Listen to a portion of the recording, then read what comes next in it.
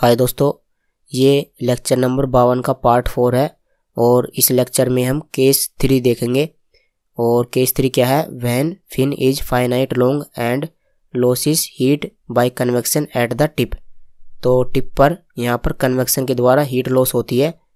तो इस केस के लिए हम टेम्परेचर डिस्ट्रीब्यूशन और heat flow through the fin calculate करेंगे। तो चलिए स्टार्ट करते हैं। तो सबसे पहले इसके लिए हम डायग्राम बना लेते हैं। तो इस तरह से ये हमारे पास क्या है? सरफेस है और सरफेस पर ये फिन अटैच किया गया है और यहाँ पर टिप पर क्या होगा कि हीट लॉस होगी कन्वेक्शन के द्वारा। तो देखो यहाँ पर बेस पर टेम्परेचर कितना होता है? T नॉट, एनवायरनमेंट का टेम्परेचर TA और हीट ट्रांसफर कोफिशिएंट H। तो ऐसा करते हैं कि इसके लिए बाउंड्री कंडीशन लिख लेते हैं। जैसे कि यहाँ पर x की वैल्यू कितनी है? 0 और यहाँ पर x की वैल्यू कितनी है? L।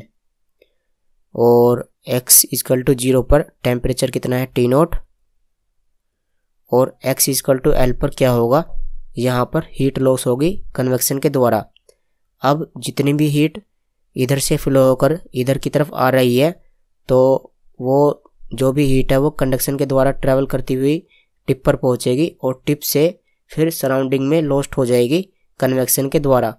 तो इसका मतलब क्या है कि x इक्वल टू L पर जो हीट कंडक्टेड है वो हीट कन्वेक्शन के द्वारा एनवायरनमेंट में लॉस हो जाएगी। तो हम कह सकते हैं कि यहाँ पर हीट कंडक्टेड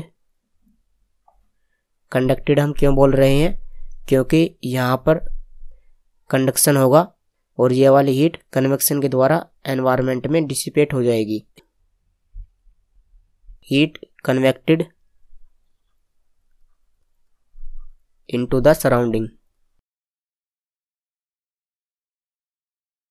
तो यही बाउंड्री कंडीशन है। तो इन्हें हम यहाँ पर दोबारा से लिख लेते हैं। यहाँ पर लिखते हैं बाउंड्री कंडीशंस आर। तो फर्स्ट वाली बाउंड्री कंडीशन तो हमेशा सेम ही होती है। एट x इक्वल टू 0 पर टेम्परेचर कितना है? T नॉट और थीटा की वैल्यू कितनी है? Theta naught. इसे मैं आपको दोबारा नहीं बताऊंगा क्योंकि मैं इसे आपको 2 बार बता चुका हूँ पिछली वाली वीडियो में। और देखो सेकंड वाली बाउंड्री कंडीशन क्या है? At x equal to L। तो इसके लिए क्या है? ये heat conducted equal to heat convected into the surrounding. तो इसे फिर से यहाँ पर लिख लेते हैं।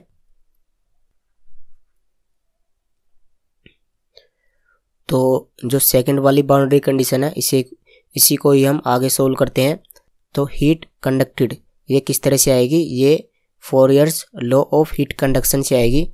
तो इसे लिख लेते हैं -K into ACS cross sectional area into DT/dx।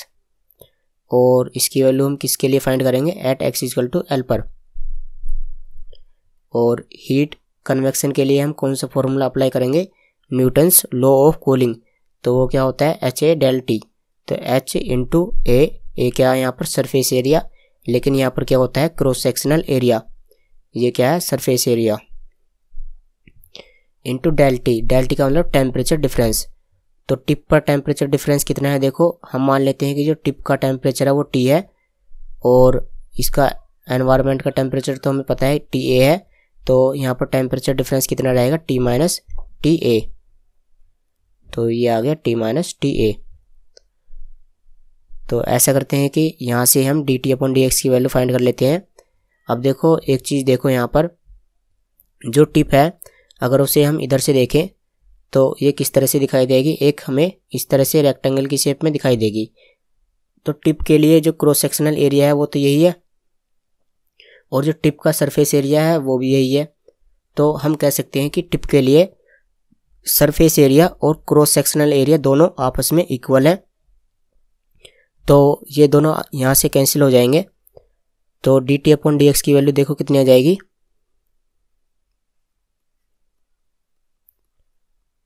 H/-K into ये वाला टर्म। तो H into T minus TA/K। तो ऐसा करते हैं कि अब हम T माइनस TA की वैल्यू पुट कर देते हैं क्योंकि हमें पता है कि T माइनस TA की वैल्यू क्या होती है? जो आपकी बेसिक इक्वेशन है वहीं से हम पुट करेंगे। तो देखो वो क्या होती है, हमें पता है माइनस एच इंटू, इसकी वैल्यू देखो कितनी होती है, C1 इंटू ई की power mx plus C2 into ई की पावर माइनस mx, और ये k। ठीक है, ये आपको पता होगा क्योंकि हमने पहले से ही पढ़ रखा है कि थीटा की वैल्यू कितनी होती है, C1 इंटू ई की power mx plus C2 into ई की पावर माइनस mx, और थीटा को ही हम क्या बोलते हैं, t माइनस टी ए। ठीक है,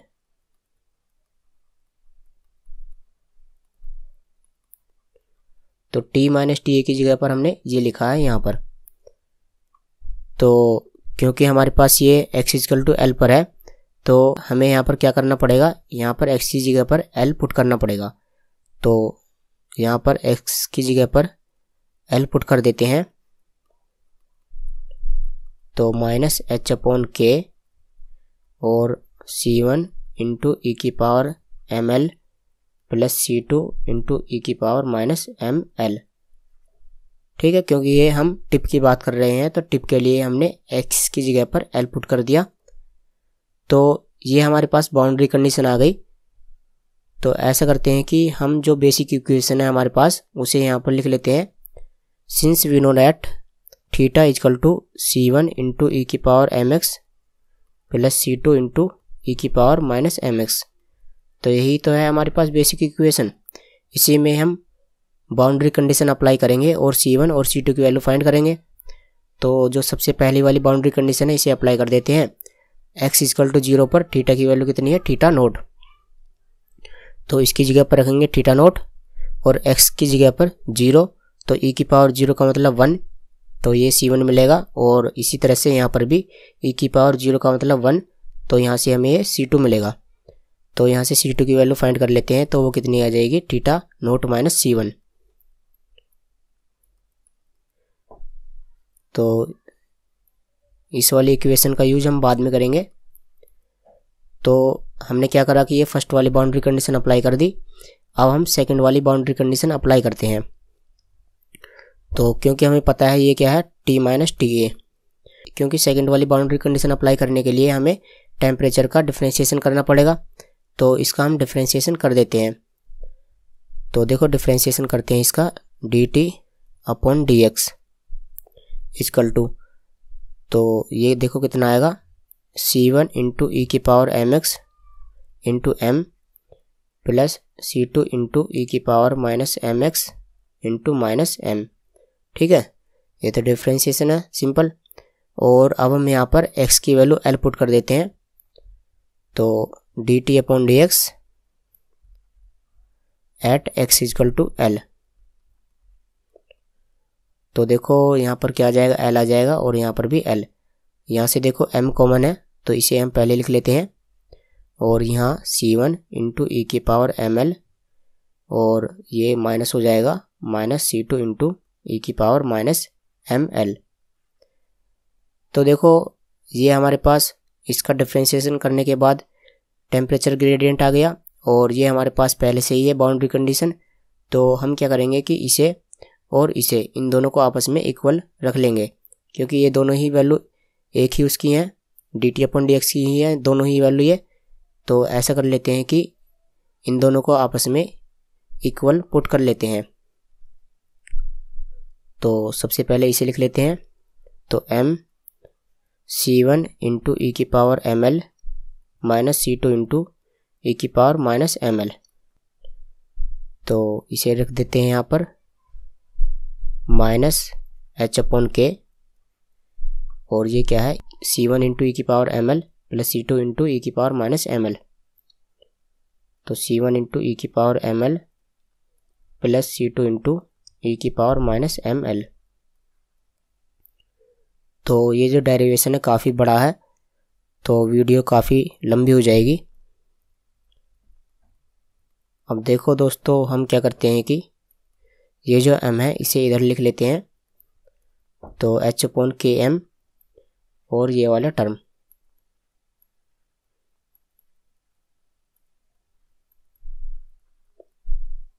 तो हमारे पास देखो ये दो इक्वेशन आ गई।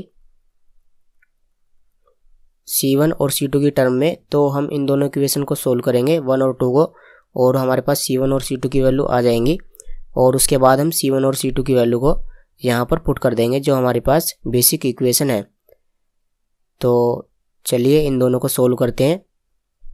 तो ऐसा करते हैं कि हम यहाँ पर C2 की value theta naught minus C1 put कर देते हैं। तो चलिए पुट करते हैं C1 इंटू ई की पावर ml माइनस C2 की जगह पर थीटा नोट माइनस C1। तो देखो थीटा नोट माइनस C1 हमने C2 की जगह पर रखा ये सब, और ये ई की power minus ml equal to minus h/km, और यहाँ पर भी C1 इंटू ई की पावर ml और इस C2 की जगह पर थीटा नोट माइनस C1।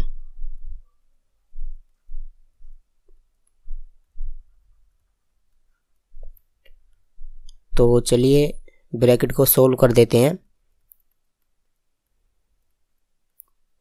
देखो थीटा नोट की मल्टीप्लाई हम इसमें करेंगे, तो थीटा नोट इंटू ई की पावर माइनस ml और C1 इंटू ई की पावर माइनस ml। सेम इसी तरीके से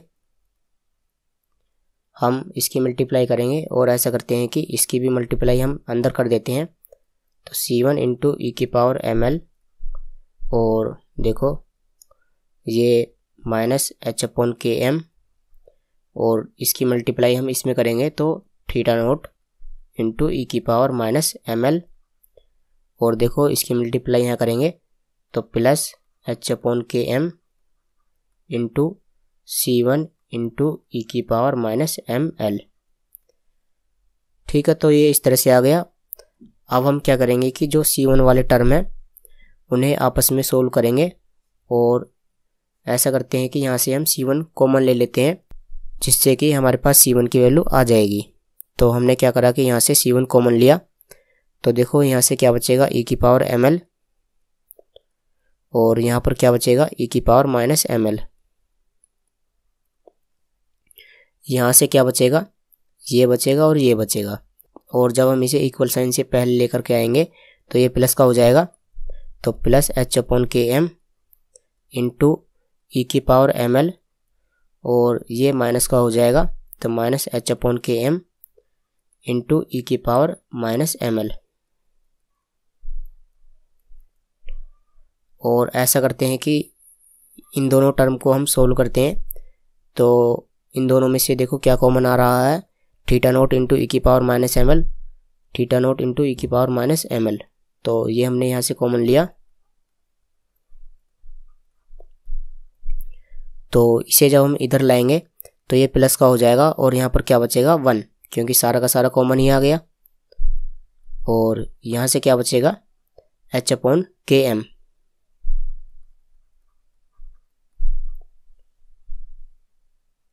तो यहाँ से C1 की वैल्यू कितनी आ जाएगी, इसे हम इधर की तरफ डिवाइड में लिख देंगे।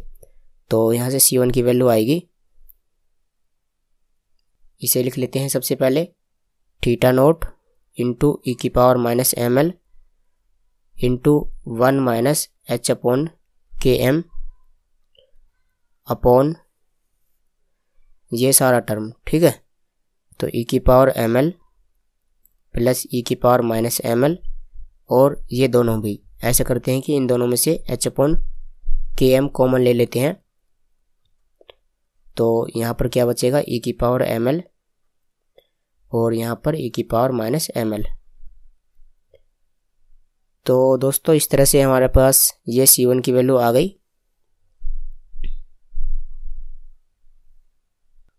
तो C2 की वैल्यू फाइंड करने के लिए हम इस C1 की वैल्यू को हम इक्वेशन नंबर 1 में पुट कर देंगे। तो फ्रॉम इक्वेशन 1, तो यहाँ पर लिख लेते हैं फ्रॉम इक्वेशन 1। तो इक्वेशन 1 क्या है, C2 equal to theta naught minus C1। तो यहाँ पर C1 की वैल्यू पुट करते हैं, तो C2 equal to theta naught minus C1 की वैल्यू क्या है, ये है। तो इसे मैं लिख लेता हूँ यहाँ पर थीटा नोट इंटू ई की power minus ml into 1 minus h/km upon e की पावर ml प्लस ई की पावर माइनस एम एल, यहाँ पर एल है, प्लस एच अपॉन के एम ई की power M L plus E की पावर माइनस एम एल। तो यहाँ से देखो थीटा नोट कॉमन आ जाएगा और यहाँ पर क्या बचेगा 1 माइनस ये सब। और ऐसा कर लेते हैं कि इन दोनों का हम एलसीएम ले लेते हैं। तो एलसीएम में ये आएगा ई की power M L plus E की power minus M L plus H upon के एम ई की power M L plus E की पावर माइनस एम एल। तो क्या करेंगे कि हम इसकी मल्टीप्लाई यहाँ पर करेंगे और यहाँ पर क्या है 1, क्योंकि हमने यहाँ से थीटा नोट कॉमन लिया है। तो 1 की मल्टीप्लाई इसमें करेंगे तो ये एज इट इज रहेगा। तो ई की power M L plus E की power minus M L plus H upon के एम ई की पावर एम एल प्लस यहाँ पर क्या है देखो माइनस का साइन है, तो आपको भी ये ध्यान देना है। तो माइनस ई की पावर माइनस एम एल और उसके बाद यहाँ पर ये वाला टर्म बचेगा। तो माइनस ई की power minus M L into 1 minus H upon के एम।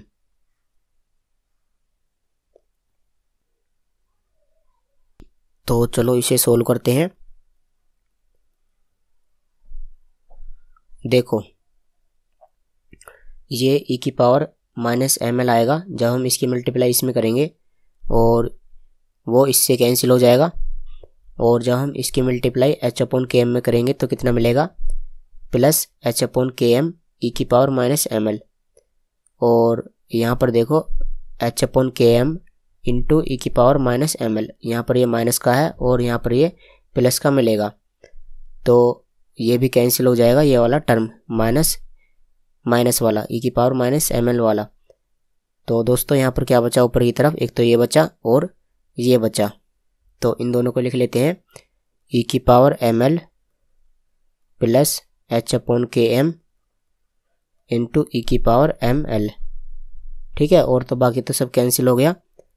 और नीचे की तरफ ये सारा का सारा है ई की power M L plus E की power minus M L plus H upon के एम ई की power M L minus E की पावर माइनस एम एल। तो अभी न्यूमरेटर से देखो ई की पावर एम एल कॉमन आ जाएगा, तो यहाँ से कॉमन ले लेते हैं। तो ई की पावर एम एल कॉमन ले लिया, यहाँ से बचेगा 1 और यहाँ से एच अपॉन के एम और डिनोमिनेटर ऐसे का ऐसे ही रहेगा। तो ई की power M L plus E की power minus M L plus H upon के एम इंटू ई की power M L minus E की पावर माइनस एम एल। तो ये हमारे पास C2 की वैल्यू आ गई। अब हम C1 और C2 की वैल्यू को जो इक्वेशन है हमारी बेसिक वाली इक्वेशन उसमें हम पुट कर देंगे। तो हम यहाँ पर इक्वेशन नंबर ए में पुट करेंगे। तो चलिए हम यहाँ पर लिख लेते हैं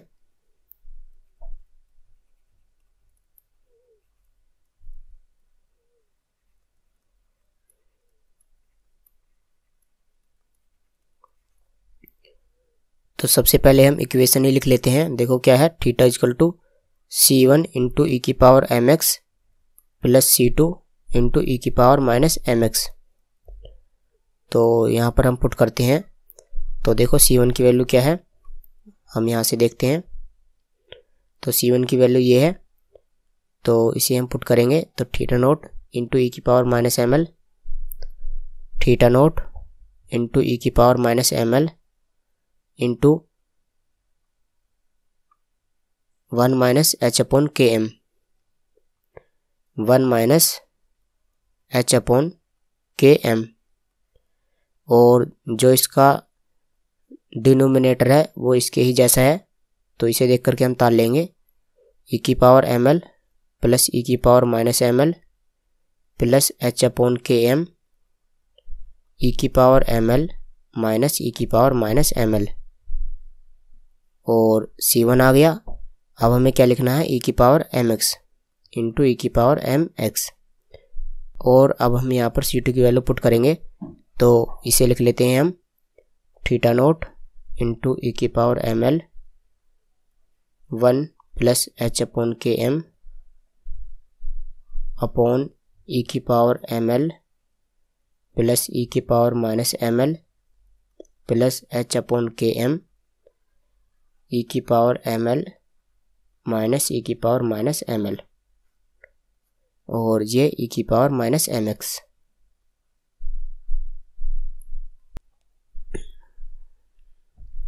देखो यहाँ से थीटा नोट कॉमन आ जाएगा, और कॉमन आने के बाद में उसे हम इक्वल साइन से पहले लिख लेंगे। तो theta upon theta naught equal to, यहाँ पर ये सब बचा, इसकी हम मल्टीप्लाई कर देंगे और यहाँ हम एलसीएम ले लेंगे। तो एलसीएम कितना आ जाएगा, ये सभी का सभी आ जाएगा, सारा का सारा। तो e की पावर ml प्लस e की power minus ml plus h upon k m e की पावर ml माइनस e की पावर माइनस ml। तो देखो यहाँ जब हम इसकी मल्टीप्लाई करेंगे इन तीनों की आपस में, तो इन दोनों की आपस में मल्टीप्लाई करेंगे तो क्या आएगा, mx और ml दोनों आपस में ऐड हो जाएंगे, तो माइनस ml है और प्लस का mx है। तो यहाँ से हम m कॉमन ले लेंगे, तो यहाँ पर क्या बचा, l माइनस x। तो ये क्या हो गया हमारे पास, e की power minus m l minus x, इन दोनों की मल्टीप्लाई करने पर। अब हम इसकी मल्टीप्लाई हम इन दोनों में करेंगे, तो 1 में करेंगे तो इतना ही आ जाएगा ये। तो इसे लिख लेते हैं e की power minus m l minus x, और जब हम इसकी multiply h upon k m में करेंगे तो क्या मिलेगा, h upon k m into e की power minus m l minus x। ठीक है, और सेम इसी तरीके से हम इन तीनों की मल्टीप्लाई करेंगे, तो e की पावर ml की मल्टीप्लाई e की पावर माइनस mx में करेंगे तो क्या मिलेगा, e की power m l minus x, और इसकी मल्टीप्लाई अब हम इन दोनों में करेंगे तो e की power m l minus x plus h upon k m into e की power m l minus x।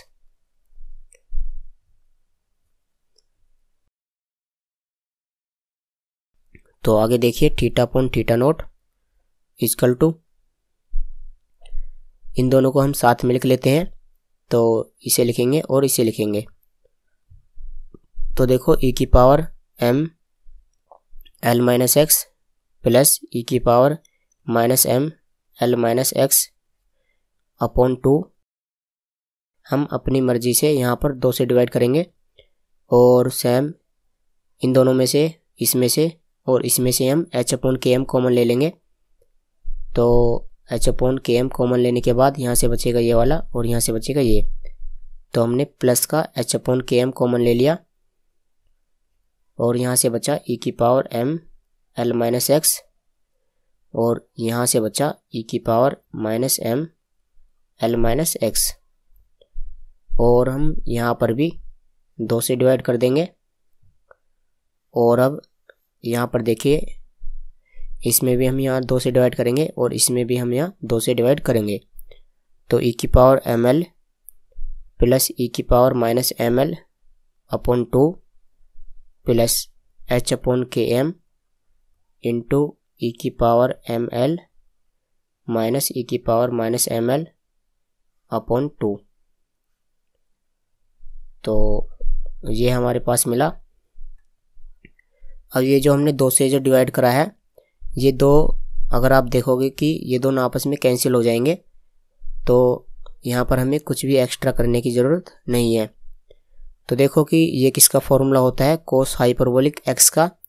यहाँ पर माइनस आएगा, देखो ये वाला माइनस जो है ये माइनस है यहाँ पर, और ये देखो कि ये किसका फॉर्मूला होता है, साइन हाइपरबोलिक x का। मैं आपको फॉर्मूला लिख देता हूँ यहाँ पर।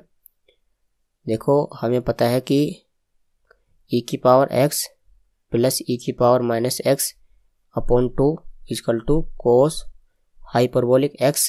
यदि बीच में प्लस होता है तो कोस आता है, और यदि बीच में माइनस होता है तो वो क्या आता है, साइन हाइपरबोलिक x। तो इस तरह से यहाँ पर प्लस है, तो इसका क्या आएगा, theta upon theta naught equal to ये आएगा कोस हाइपरबोलिक एक्स की जगह पर यहाँ पर क्या है एम एल माइनस एक्स, तो एम एल माइनस एक्स, और यहाँ पर ये क्या आएगा साइन आएगा क्योंकि यहाँ पर बीच में क्या है माइनस, तो sine hyperbolic M L minus x, और सेम नीचे की तरफ भी ये क्या आएगा कोस हाइपरबोलिक एम एल,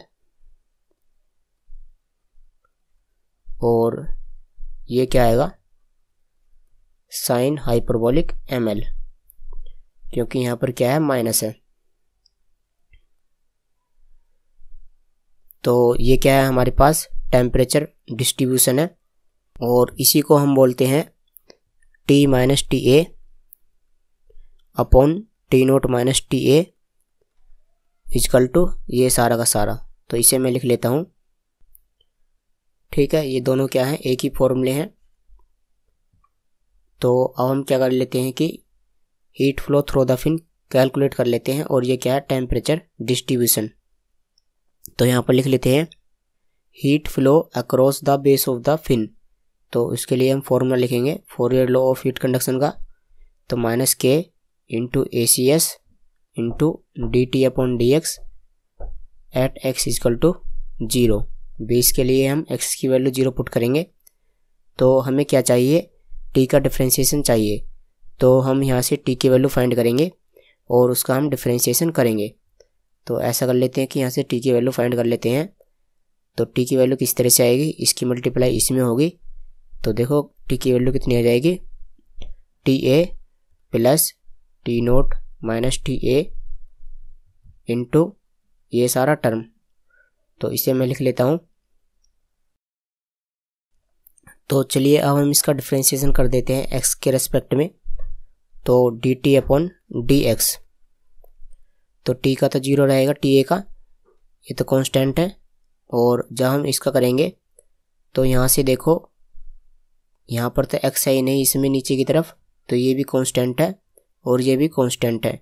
तो इन दोनों को हम लिख लेते हैं t naught minus T A upon cos hyperbolic M L plus H upon के M into sine hyperbolic M l. ये कांस्टेंट है क्योंकि यहाँ पर एक्स है ही नहीं, और हम जब इन दोनों का डिफरेंशिएशन करेंगे तो कोस का क्या आएगा साइन, तो sine hyperbolic M L minus x, और चेंज वैल्यू को हम दोबारा से करेंगे तो ये कितना आ जाएगा माइनस एम। आपको पता होगा ये हम पहले भी कर चुके हैं। और जब हम इसका करेंगे तो एच अपॉन के एम कॉन्स्टेंट है, और साइन का क्या आएगा cos hyperbolic M L minus x, और जब चेंज वैल्यू को दोबारा से करेंगे तो माइनस एम एक्स मिलेगा, जैसे कि हमें यहाँ मल्टीप्लाई करने पर, और माइनस एम एक्स का जब हम दोबारा से करेंगे तो क्या मिलेगा माइनस एम। ठीक है, तो इस तरह से हमने इसका डिफरेंशिएशन कर लिया। अब हम इसमें x की वैल्यू 0 पुट कर देते हैं। तो d T upon D x at x equal to 0। तो देखो जब हम x की वैल्यू 0 पुट करेंगे तो ये 0 हो जाएगा, और यहाँ से कितना मिलेगा साइन हाइपरबोलिक एम एल, और यहाँ से कोस हाइपरबोलिक एम एल, और ये जो m है वो यहाँ से कॉमन आ जाएगा और उसे हम यहाँ पर लिख लेते हैं। तो minus m into t naught minus T a, और यहाँ से क्या मिलेगा देखो sine hyperbolic M L plus H upon के M into cos hyperbolic M l upon, इसे लिख लेते हैं। तो ये क्या है cos hyperbolic M L plus H upon के m sine hyperbolic M l. तो इसे सिंपल बनाने के लिए हम यहाँ पर कोस हाइपरबोलिक एम एल से डिवाइड कर देंगे, ऊपर भी और नीचे भी। तो बाकी को ऐसे ही लिख लेते हैं।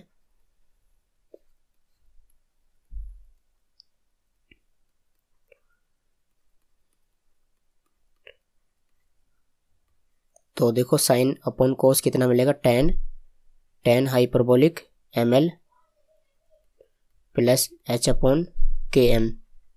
ये तो कोस हाइपरबोलिक ml तो कैंसिल हो जाएगा, और इसी तरह से नीचे भी ये कैंसिल हो जाएगा तो 1 मिलेगा, और यहाँ से ये क्या हो जाएगा 10, तो h/km इंटू 10 हाइपरबोलिक ml।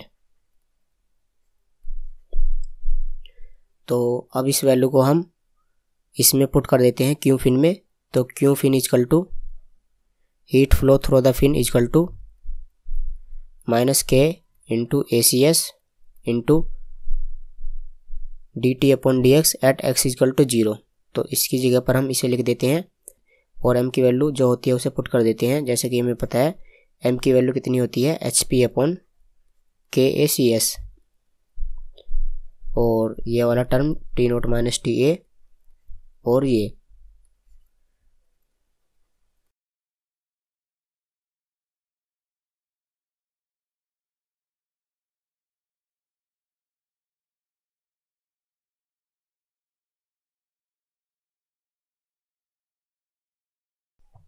तो इन दोनों को कंबाइन कर देते हैं। तो देखो फाइनली आंसर आ जाएगा हमारे पास √HP/kACS into T0 - TA into 10 hyperbolic ml plus h/km upon 1 plus h/km into 10 hyperbolic ml। तो ये हमारे पास क्या है, heat flow through the fin. तो डेरिवेशन काफ़ी लंबा था, और चलो अब हम नेक्स्ट वीडियो में क्या करेंगे, इनसे रिलेटेड कुछ न्यूमेरिकल प्रॉब्लम सॉल्व करेंगे। तो चलिए मिलते हैं अगली वाली वीडियो में।